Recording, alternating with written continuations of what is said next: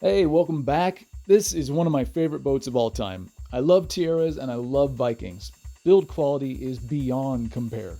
I realize you can buy bigger boats, better boats, faster boats, but you can't get a better boat in this size package anywhere on the planet as far as I'm concerned unless you build it yourself.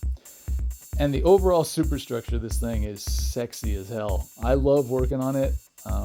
It's a little bit difficult to work on your own. You need to make some suction cup ladders to go up that brow.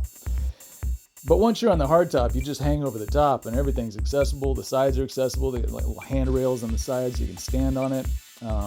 Beyond that, this boat is just everything that I've ever wanted in a boat.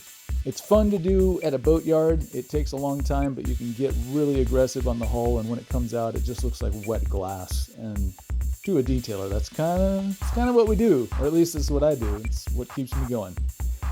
Anyway, this boat's over in Seattle. I'm back over in Chelan now because it's still winter here, so I had to run over to 206 area code to get a little bit of work. And now that that's over with, I'm back over here twiddling my thumbs, wondering why y'all aren't buying my spider wax. And I'm guessing it's probably because you think it's spider wax and you don't need it.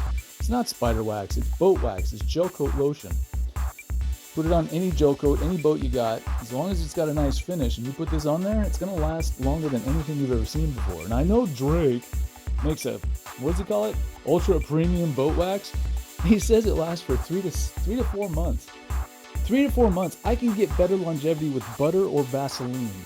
Just saying. This stuff will make that look like a party favor, and you'll be laughing all the way to the next time you don't have to wax your boat.